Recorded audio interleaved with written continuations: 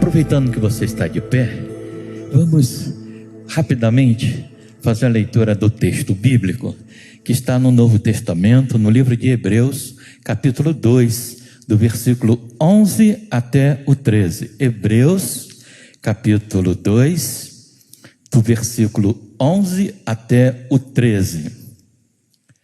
Amém? Então diz assim a palavra de Deus: Ora, tanto o que santifica, quanto os que são santificados, provém de um só. Por isso, Jesus não se envergonha de chamá-los de irmãos. Ele diz: proclamarei o teu nome a meus irmãos, na assembleia te louvarei. E também nele porei a minha confiança. Novamente ele diz: aqui estou eu com os filhos que Deus me deu. Agora rapidamente também no Antigo Testamento, no livro do profeta Isaías, capítulo 8, os versículos 17 e 18. Isaías, capítulo 8, versículo 17 e 18. Diz assim: esperarei pelo Senhor, que está escondendo o seu rosto da descendência de Jacó. Nele porei a minha confiança, ou nele porei a minha esperança. Aqui estou eu com os filhos que o Senhor me deu.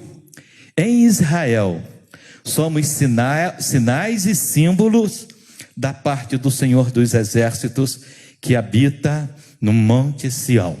Amém? Deus, obrigado, Senhor, pela tua palavra. Agora, meu Senhor da glória, usa a minha vida, Senhor, como um instrumento em tuas mãos. Deus, e que eu possa fazer a exposição da tua palavra com integralidade. Pai, abençoa, Senhor, os meus irmãos, Senhor, que estão aqui nesta tarde. Eles não vieram aqui para ouvir o homem, mas eles vieram aqui porque eles querem ouvir a tua voz. Deus, e já temos ouvido a tua voz através dessas letras, desses hinos, dessa adoração. Meu Deus, faça-se presente no nosso meio mais uma vez. Continua conosco, a nossa oração em nome de Jesus. Amém. Você pode se assentar. Eu coloquei o título dessa mensagem, exatamente o que está aqui no livro de Hebreus, no início do versículo 13. Nele porei a minha confiança. Vamos repetir, vamos fazer um jogral, dizendo: eu porei nele a minha confiança. Vamos lá. Eu porei nele a minha confiança. Mais uma vez. Eu porei nele a minha confiança. Amém. Graças a Deus. Meus queridos, é uma grande satisfação e uma grande honra para mim poder tomar essa tribuna, poder aqui tentar transmitir a palavra de Deus. E eu gosto de fazer menção também do versículo no livro de 1 Coríntios 14, 13, que fala a respeito do profeta e de profecia. A gente às vezes anda procurando saber o que Deus ele vai falar. E nessa tarde aqui, eu estou na posição de profeta, porque estaremos falando da palavra de Deus. E olha, e se a profecia ela não estiver embasada nesse tripé, não é profecia. Porque 1 Coríntios 4, 14, 3 diz assim: aquele, porém, que profetiza, fala aos homens. E qual é o tripé da profecia? Ele diz assim: a profecia é para edificação. A profecia também ela é para exortação. A profecia também é para consolação. A profecia também ela é para encorajamento. Então, se alguém te entregar uma profecia que esteja fundamentado nesse tripé, então você pode ter a convicção que essa profecia ela vem de Deus. Amém? E eu também, como introdução, Eu li um livro, e esse livro, o título desse livro é assim, Tesouro de Ilustrações. E esse livro, o autor dele é Natanael Barros de Almeida. E ele faz uma ilustração de um pai que era muito rico. Esse homem, ele tinha uma grande preocupação de que quando ele partisse daqui, os 3 filhos que ele tinha, eles viessem a se degladiar por causa do vil metal. Então ele decidiu em vida fazer a partilha de todos os bens que ele possuía. Mas só que ele tinha um bem que não podia dividir, não podia fazer a partilha porque ele ia perder o valor. E esse bem era nada mais, nada menos do que um diamante.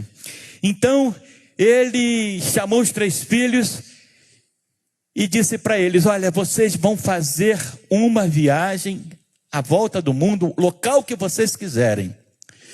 E aquele que tiver realizado a melhor obra, segundo o meu julgamento, vai ser o dono dessa pedra, desse diamante.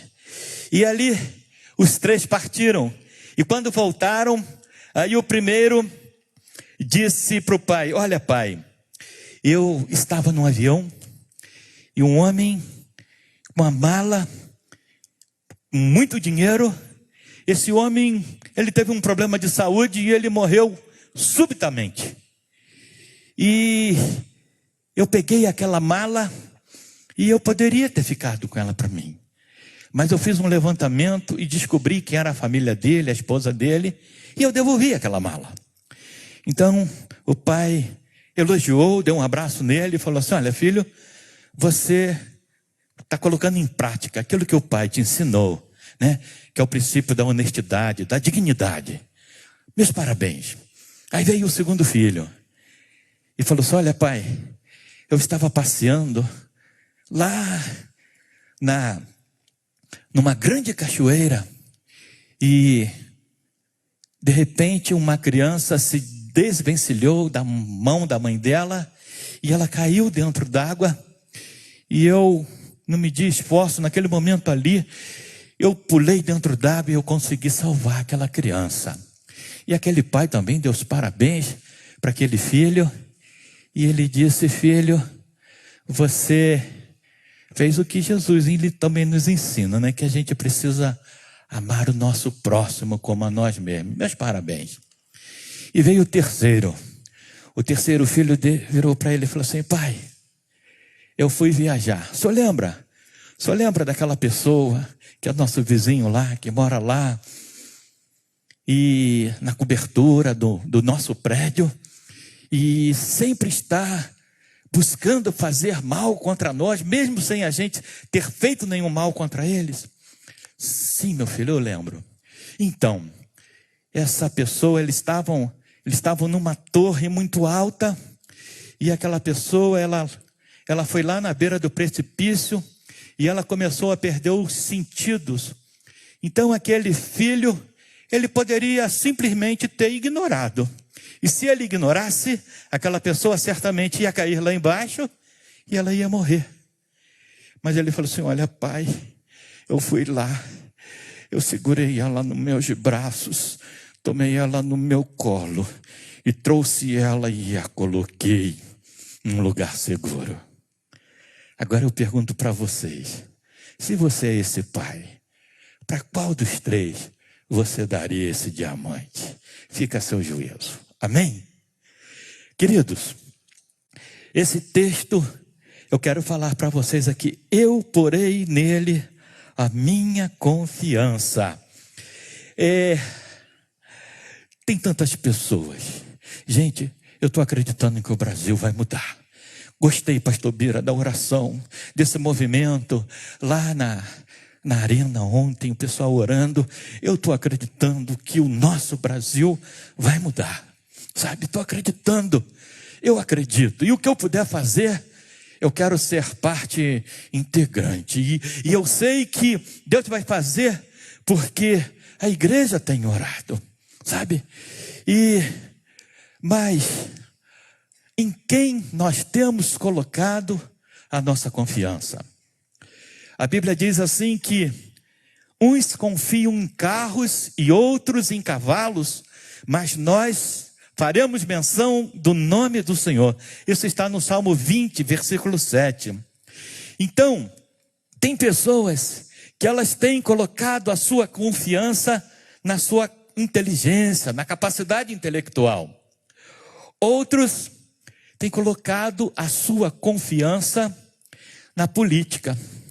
Eu lembro que na época da Guerra Fria, Estados Unidos e a União Soviética, quando os soviéticos descobriram, na época da perestroika, quando eles descobriram que eles estavam acreditando numa grande mentira, que o governo soviético apregoavam a eles, teve tanta gente que deu tiro na cabeça, que se matou por causa da grande decepção, porque eles confiaram naquilo que a política prometia, e quando chegou a hora da verdade, eles viram que eles foram simplesmente enganados.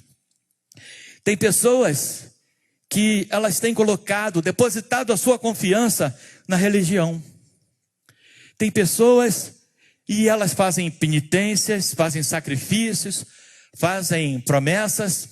Lá no Rio de Janeiro tem uma igreja da Penha, que tem 365 degraus, e as pessoas fazem promessas para alcançar aquilo que elas estão desejando, subir ali de joelhos. E muitos sangram os joelhos, né? E a gente teve a experiência já de ver pessoas assim. E tem pessoas que elas têm depositado a sua confiança no vil metal, no dinheiro. E eu lembro que uma vez eu estava aqui no Mufato, e ali dentro tem uma lotérica. E eu fui pagar uma conta lá, e aquela semana, a loteria estava pagando um prêmio assim astronômico, 40, 50 milhões de reais. E aí, duas senhorinhas na minha frente, né? Na fila do idoso, e eu lá atrás delas, eu também idoso, né? E eu lá. E aí o papo, já pensou? O que você faria com esse dinheiro? Aí elas fazendo os planos dela lá. Aí eu aqui, matutando aqui, com um pouco de maldade também, né? Dentro da minha cabeça eu falei assim: para que tanto dinheiro? Já passaram dos 80, esse dinheiro vai servir para quê? Talvez para comprar a Pfizer, né? O laboratório de... Então, sabe, as pessoas, eu falei assim, então como isso é importante, a gente depositar a nossa confiança na mão daquele que sustenta o universo, conforme foi cantado aqui. E tem pessoas que têm ficado tão decepcionadas, porque também tem colocado sua confiança no time de futebol. E, gente, mas, graças a Deus, eu quero dizer aqui para vocês, que vocês sabem, né? Algumas características da nossa vida. Tem uma expressão que diz assim: a vida é a professora mais cruel que existe. Porque primeiro ela dá a prova e depois que ela dá um ensino. E como isso é verdadeiro? O Salmo 90, ele foi composto por Moisés, e ali ele diz que a nossa vida, ela é curta.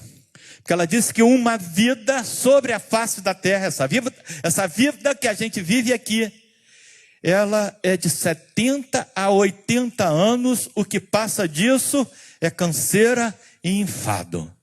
Então você nunca esqueça, aqui é o dia do seu berço. E aqui é o dia da sepultura. Então, quantos anos de vida que a gente percorreu daqui até aqui? Então existe uma eternidade com Deus. A Bíblia diz que Deus colocou a eternidade no coração do homem. Mas além da vida ser curta, a Bíblia diz também que ela passa rápido e nós voamos, a nossa vida ela é como um sopro, como uma nuvem. Gente, hoje já é dia 28 de julho do ano de 2019. Parece que no outro dia aqui a gente estava se abraçando. Feliz Natal, Feliz Ano Novo. E a gente já passou do ano de 2019. Quem estiver comprando carro zero aí agora já é 2020 e assim por diante. Então a vida que a gente vive aqui é uma vida que ela é curta, passa rápido e sobre a face da terra ela é uma só. O que eu quero dizer com isso? Aproveite o intervalo entre o nascimento e a sepultura. E como que eu posso aproveitar esse intervalo? Pondo nele a nossa confiança, daquele que as mãos sustentam o universo. Como pode um Deus tão grandioso, ele se importar comigo, se importar contigo? E eu quero também nesta tarde, ainda para concluir essa parte daqui, o salmista também ainda no Salmo 90 ele diz assim: ensina-nos a contar os nossos dias, a fim de que alcancemos corações sábios. Eu lembro que a minha netinha, hoje ela está com 10 anos, mas desde que ela tinha 2 aninhos, eu começava a ensinar, inculcar. A Bíblia diz que a gente deve inculcar a palavra de Deus nos nossos filhos, nas nossas crianças.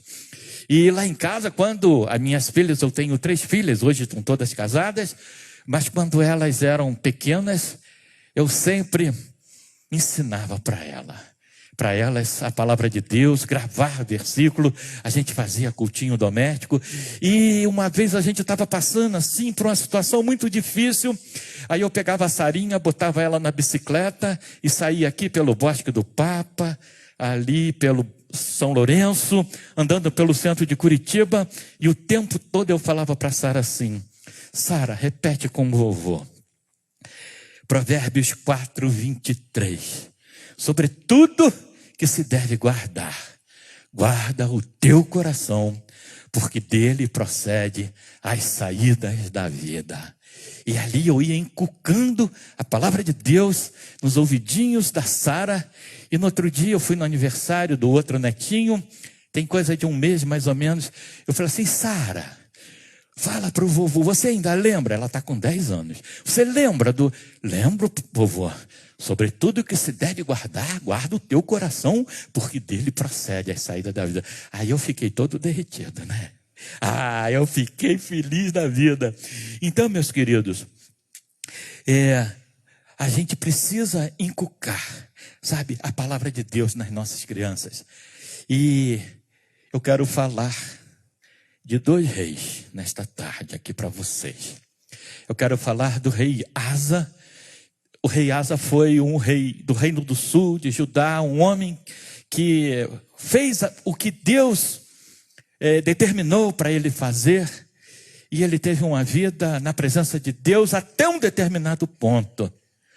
Mas ele começou excelentemente bem, e daí um tempo ele começou a dar uma pisada na bola.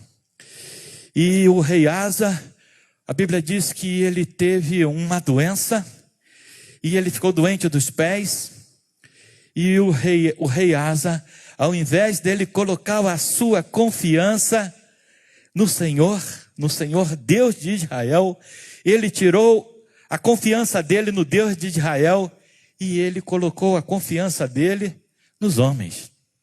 E que homem que ele colocou? Ele colocou a confiança dele nos médicos. Nós não temos nada contra o médico, muito pelo contrário. Sempre que precisamos, vamos aos médicos. Inclusive, uma vez por semana, eu faço um trabalho ao lado do Hospital Angelina Caron, ali em Campina Grande do Sul. E eu sempre digo para aquelas pessoas ali: olha, Deus ele tem 2 formas de curar. Ele pode curar pelo seu poder. E a outra forma, ele usa os médicos. Foi Deus que deu inteligência, deu a capacidade, e a medicina, cada vez mais, ela tem evoluído mais. Então, mas só que o rei Asa, ele tirou os olhos do autor e consumador da fé, daquele que sustenta o universo, das mãos que sustentam o universo, e ele tão somente colocou a fé dele, a esperança dele nos homens.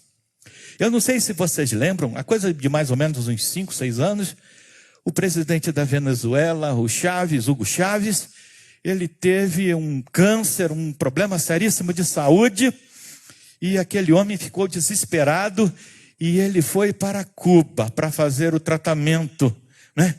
Porque, segundo eles, a medicina cubana era muito boa, e diz que o final da vida daquele homem diz que foi trágico. Diz que ele urrava, diz que ele berrava.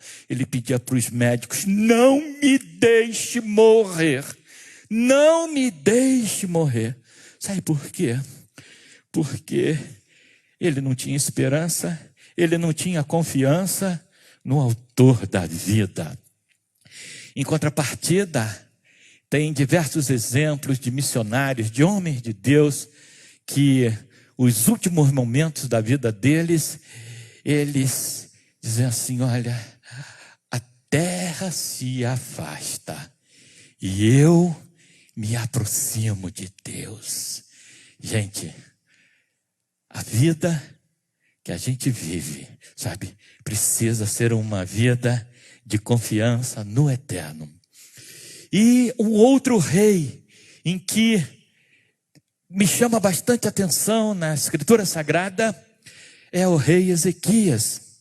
O rei Ezequias era um homem de fé, que ele era o rei também do Reino do Sul, de Judá, e eles tiveram diversos problemas, foram atacados pelo rei da Assíria, por Senaqueribe, e eles foram lá e falaram uma porção de impropérios para o rei, dizendo que não adiantava nada eles acreditarem em Deus, colocarem a vida deles sob confiança no Altíssimo, porque os outros povos agiram assim também, e eles derrotaram todos eles.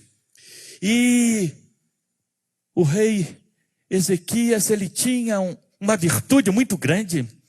Quando ele tinha um problema muito que ele não podia resolver, apesar de ele ser um excelente administrador, mas ele recorria à mão que sustenta o universo, o Deus glorioso, o Deus eterno, o Deus que pode todas as coisas. E o rei Ezequias, ele foi lá e ele orou e mandou chamar, sabe quem? Nada menos que o profeta Isaías.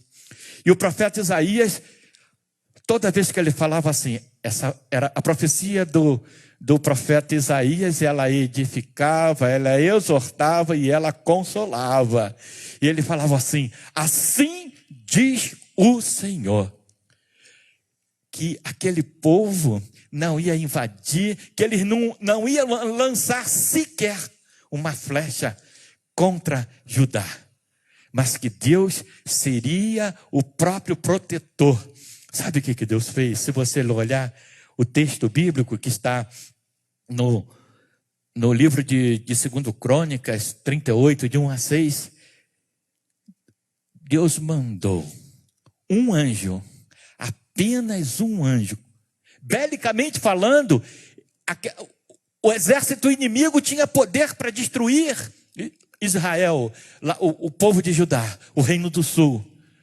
Mas só um anjo que Deus mandou, Deus exterminou 185 mil soldados, guerreiros, só um anjo. Então, por quê? Porque o rei Ezequias, ele decidiu confiar naquele que pode todas as coisas. Mas apesar dessa experiência, de repente, o rei Ezequias ficou doente também, e ele teve um problema seríssimo. E aí, quem vai fazer uma visita para o rei Ezequias? De novo, o profeta Isaías. E o profeta Isaías, vira para o rei Ezequias e diz assim: assim diz o Senhor, da cama que você subiu, você não vai descer, você vai morrer. Já pensou, você fica doente, aí vai um pastor, um servo de Deus, uma pessoa de Deus, você está lá, e aí a pessoa diz assim: olha, eu tenho uma palavra para você, mas a palavra é que você não vai viver não. Será como é que seria a nossa reação? Será que seria como lá do Hugo Chaves? Não é?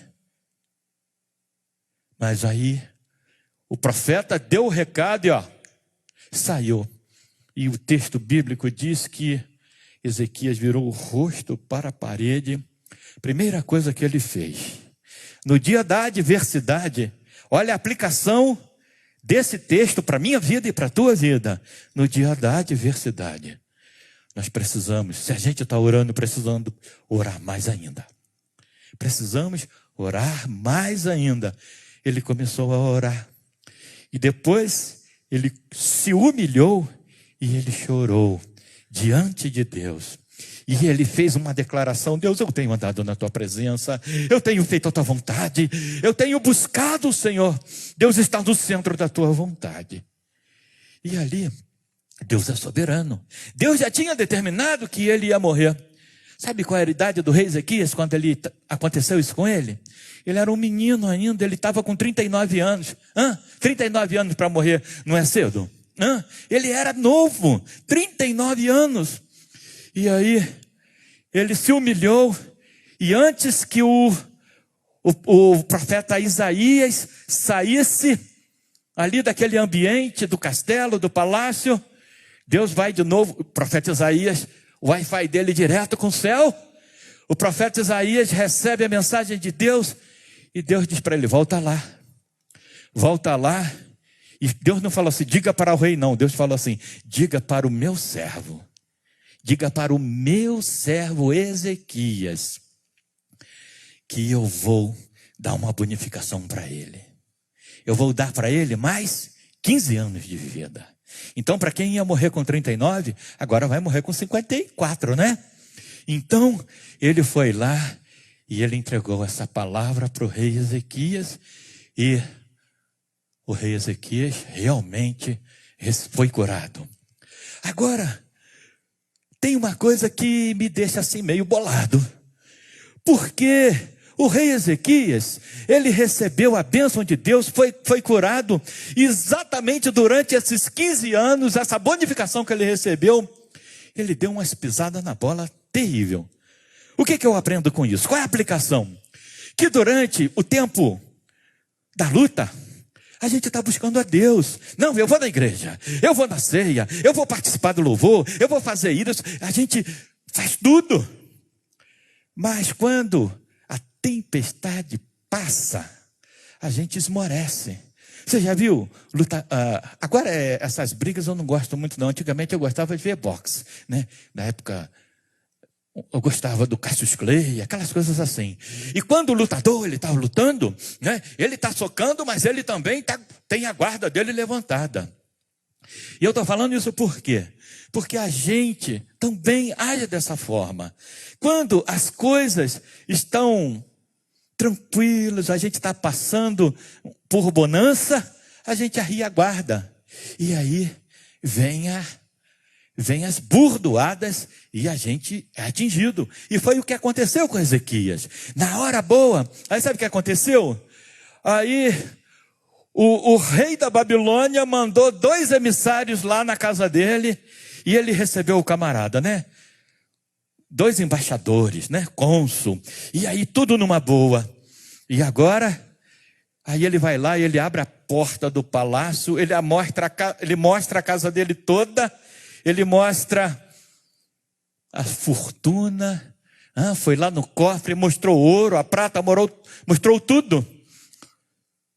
Quando os homens saíram, o profeta Isaías vai para ele e pergunta assim: quem eram esses homens?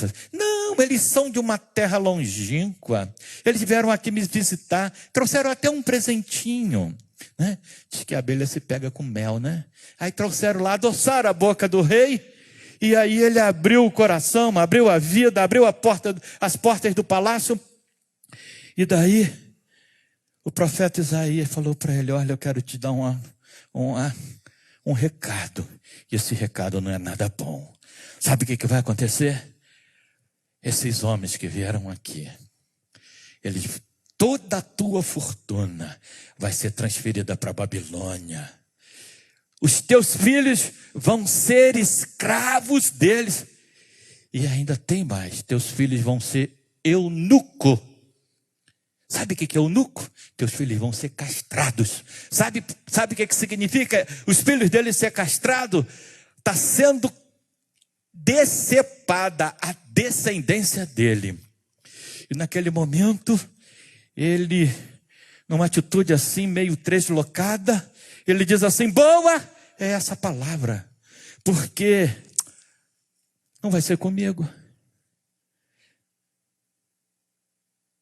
Depois disso daí, ele teve um filho chamado Manassés, que foi a pior praga dos reis de Israel, tanto do reino do norte quanto do reino do sul, que foi Manassés. Manassés foi um homem que ele começou a reinar, tinha 12 anos de idade. 12 anos de idade. E ele reinou por 55 anos. E Manassés, ele fez tudo ao contrário do que o pai dele fez. Ou seja, botou para adorar todos aqueles ídolos. Ele era tão perverso que ele era capaz de sacrificar os próprios filhinhos dele, os próprios filhos dele, ele sacrificava para aqueles ídolos. Agora, só que a gente começa a ler a história do rei Manassés, chega a dar assim um pouco de asco, dá vontade de que a gente pudesse entrar na história, pegar ele pela barba, dar umas bolachas nele, cara. Mas sabe o que aconteceu? No final da história do rei Manassés, a Bíblia diz que ele se arrependeu. E sabe o que aconteceu? Deus perdoou. Deus o perdoou. E lendo a história dele, eu fico pensando: se Deus perdoou esse camarada, quem sou eu para não perdoar a quem quer que seja? Deus, eu quero colocar em Ti a minha confiança. Deus, e eu quero que tanto quando eu estiver passando, tanto pela luta quanto pela bonança, mas que os meus olhos estejam fitos em Ti, eu porei nele a minha confiança. Você nessa tarde tem algo no teu coração que te identifica de você estar tirando os olhos do autor e consumador da nossa fé. Você está precisando de uma injeção de ânimo. O Senhor está aqui, está no nosso meio.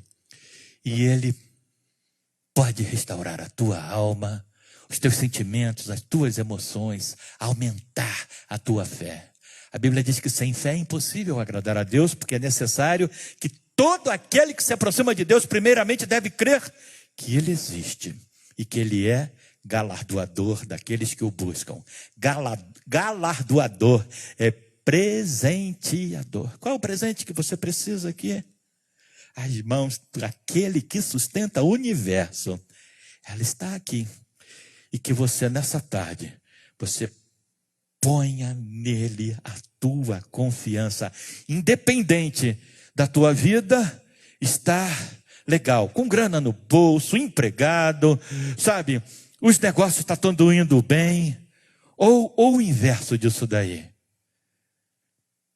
Que Deus te abençoe e use a tua vida. Se você quiser, você percebe que você tem tirado dele os teus olhos, a tua fé.